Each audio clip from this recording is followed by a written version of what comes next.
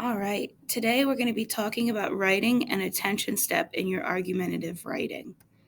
So you may be asking yourself, what is an attention step?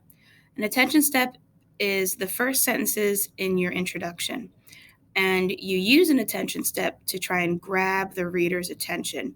You want them to want to continue reading your writing, and you want them to be interested in what you're talking about.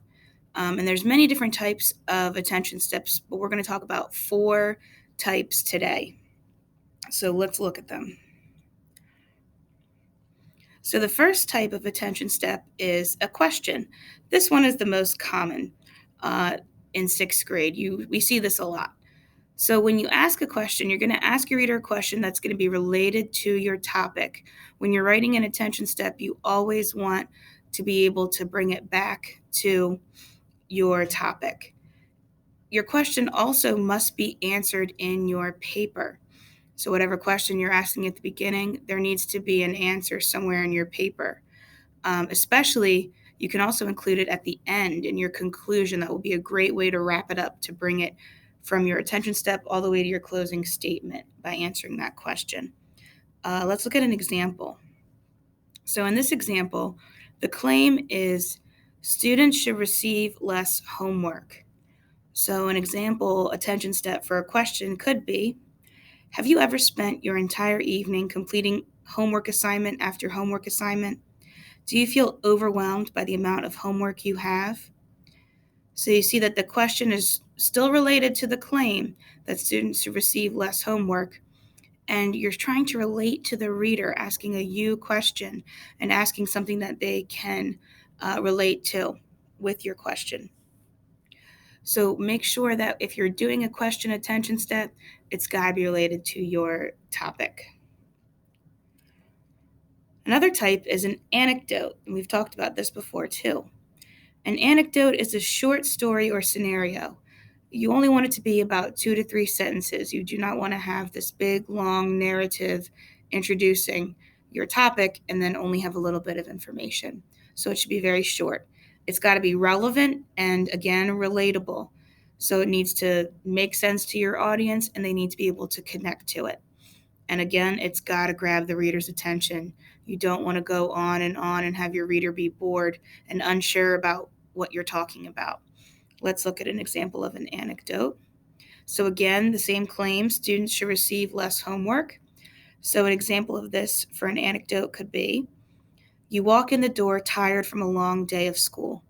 As you sit down to the table, you begin to stack the piles of homework assignments. Your anxiety begins to rise as you think, how will I get this all done? So again, your reader has become hooked to what you're talking about. You have started with more of a story, and it's going right into making your claim that students should receive less homework. Another type of attention step could be a fact or statistic. So when you are including a fact or statistic in your attention step, you need to make sure you say where the fact or statistic is from. That's got to be the number one thing you make sure you do. It's got to be from a reliable source. So again, we've talked about reliable sources before. You need to make sure that the source is not biased and that it's true. You cannot make up your fact or your statistic. It's got to be true and reliable. Let's look at an example of a fact or statistic. So, same claim, students should receive less homework. Example of this could be, according to the National Sleep Foundation, 80% of teenagers do not get the recommended amount of sleep each night. Staying up late to complete homework assignments plays a role in this problem. So we've told this fact, this 80%, and even though it's not directly related to homework, we can make it work by connecting it to that claim, saying that completing homework assignments causes them to not get enough sleep. So again, make sure you can connect it to your claim.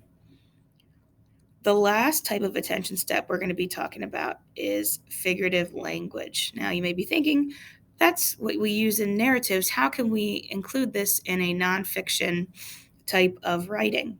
Well, we'll look at it. Let's see.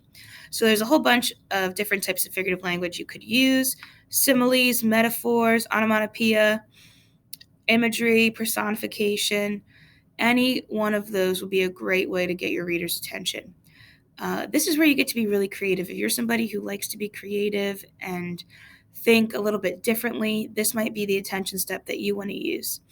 So figurative language can absolutely be incorporated into nonfiction writing. Let's look at an example.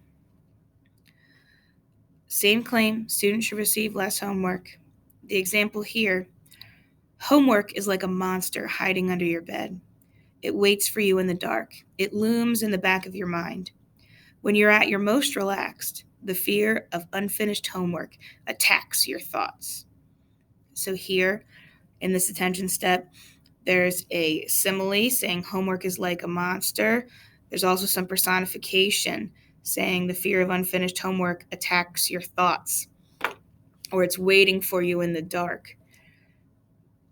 This is such a great way to get your reader interested in what you're talking about and still relating it back to your claim. So now, after watching this video and looking at the 4 different types of attention steps, make sure you have taken notes in your interactive notebook with that guide. And now is going to be your turn to practice or try it on.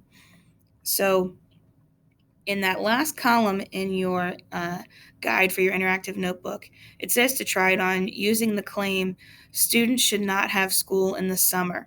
So you're going to practice writing your own attention step for each of the different types: question, fact or statistic, anecdote, and figurative language, using that claim, students should not have school in the summer.